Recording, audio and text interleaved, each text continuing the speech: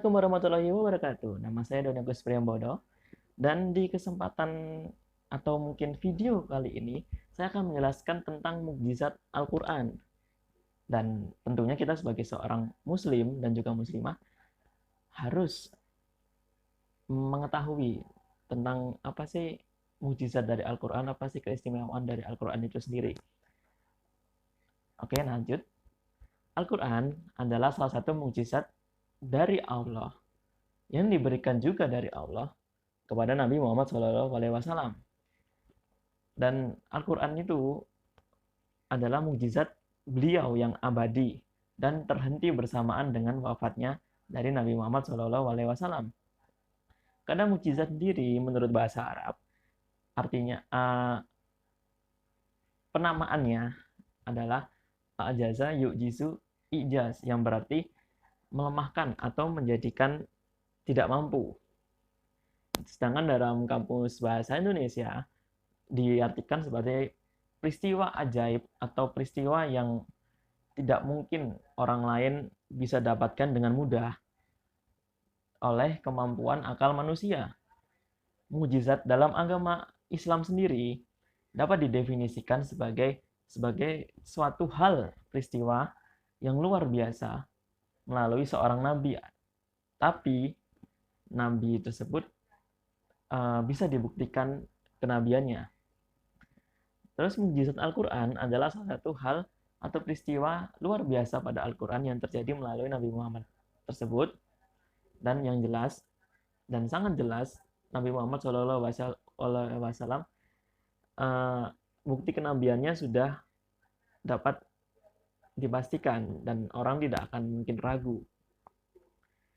Dan adapun ilmu yang mempelajari kemujizatan Al-Quran itu sendiri dapat dinamai sebagai ilmu ijazil Al-Quran. Oke, lanjut. Aspek kemujizatan Al-Quran sendiri itu ada sekitar 6. Yaitu yang pertama adalah susunan Al-Quran itu indah dan berbeda dengan susunan yang ada dalam bahasa Arab. Yang kedua, gaya bahasanya menarik dan jelas berbeda dengan gaya bahasa yang ada sekarang. Yang ketiga, isinya tidak mungkin sama dengan yang lain. Terus yang keempat adalah penetapan hukum yang ada dalam Al-Quran itu mendalam dan lengkap dan tidak dapat dicapai oleh penetapan hukum yang dibuat oleh manusia biasa. Yang kelima, pemberitaan tentang hal-hal gaib dan semua yang tidak dapat diketahui oleh akal manusia terdapat di dalam Al-Quran. Dan yang keenam, tidak bertentangan dengan ilmu-ilmu pengetahuan yang ada. Sampai saat ini tidak ada kesepakatan ulama dalam menetapkan aspek-aspek mukjizat dari Al-Quran itu sendiri. Namun demikian, aspek kemujizatan Al-Quran dapat diklasifikasikan ke dalam 3 hal, yaitu aspek kebahasaan, berita gaib, dan juga isyarat ilmiah. Penjelasan yang pertama yaitu aspek kebahasaan. Gaya bahasa Al-Quran berbeda dengan bahasa yang dilakukan oleh orang Arab lainnya. Gaya bahasa Al-Quran membuat orang Arab pada saat itu kagum dan terpesona. Walaupun Al-Quran menggunakan bahasa Arab, tapi bahasa pengantarnya dan juga menggunakan bahasa sastra yang sangat baik. Dan kita menuju ke aspek kedua, yaitu aspek berita gaib. Di sini ada 2, diklasifikasikan menjadi 2, yaitu berita gaib masa lampau dan juga berita gaib masa depan. Salah satu kekuatan Al-Quran yang sekaligus menjadi mukjizat adalah pemaparan kisah-kisah lama yang tidak lagi hidup dalam cerita Arab saat itu dan tidak mungkin akan ditemukan di keseluruhan kajian-kajian sejarahnya. Seperti contoh, kisah Nabi Nuh yang diabadikan dalam surat Hud ayat 49. Terus klasifikasi yang kedua yaitu berita gaib di masa datang. Di samping menyangkut peristiwa-peristiwa silam tentang kisah-kisah lampau, Al-Quran juga mengungkapkan peristiwa-peristiwa yang akan terjadi di dunia maupun di akhirat. Peristiwa tersebut digambarkan di dalam Al-Quran secara jelas dan telah terbukti dalam sejarah. Berikut ini beberapa contoh tentang berita gaib di masa mendatang. Yang pertama adalah kemenangan umat Islam atas Quraisy. Informasi tersebut digambarkan oleh Quran surat Al-Qamar ayat 45. Dan melalui ayat tersebut, Allah menginformasikan kepada Muhammad SAW bahwa kaum musyrikin Quraisy akan dapat ia kalahkan. Dan ayat ini turun di masa Rasulullah SAW masih tinggal di kota Mekah. Beberapa tahun kemudian, tepatnya tahun 8 Hijriah, mereka dikalahkan secara total dalam peristiwa Fathul Makkah. Terus aspek yang ketiga yaitu aspek syarat ilmiah. Aspek ini memiliki banyak isyarat ilmiah yang dikemukakan oleh dalam Al-Quran dan belum diketahui oleh manusia kecuali pada abad-abad bahkan tahun-tahun terakhir ini. Nabi Muhammad sendiri tentu tidak akan mengetahuinya jika tidak diberi wahyu oleh Allah yang Maha Mengetahui.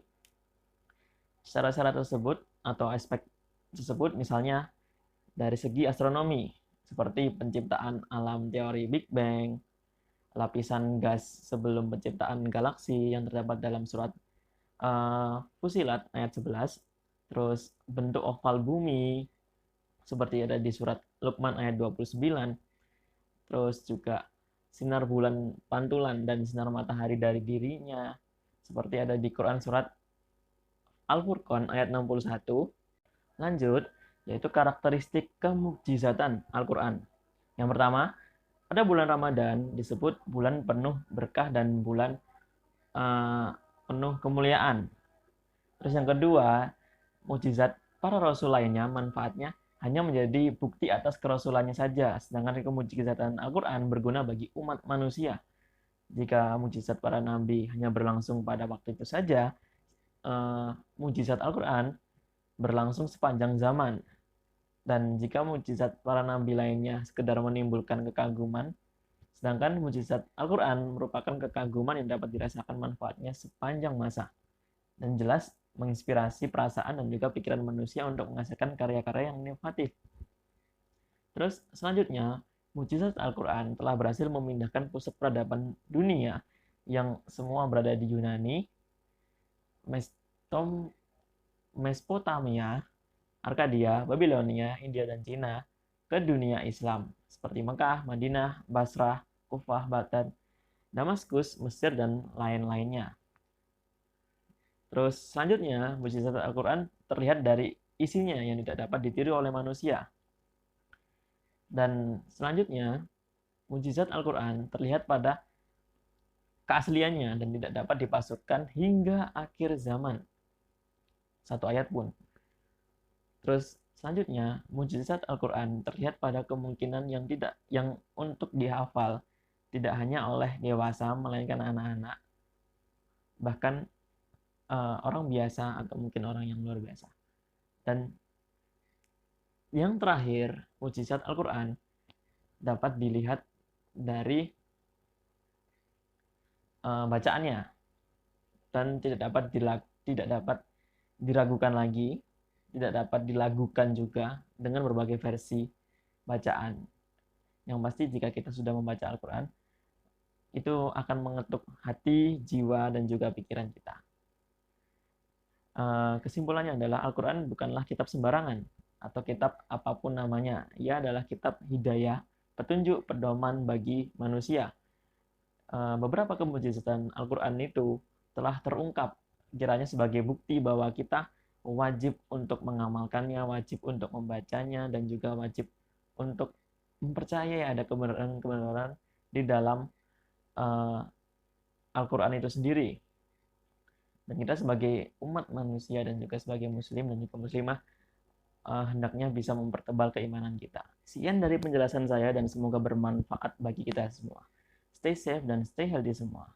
Wallahul muwaffiq ila aqwamit thoriq. Wassalamualaikum warahmatullahi wabarakatuh.